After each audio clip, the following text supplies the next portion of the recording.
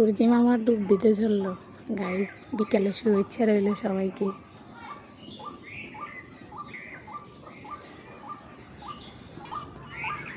এই একটা পাখি গাইস, যার এত জোরে আওয়াজ, আমরা এটাকে ডাক পাখি বলি।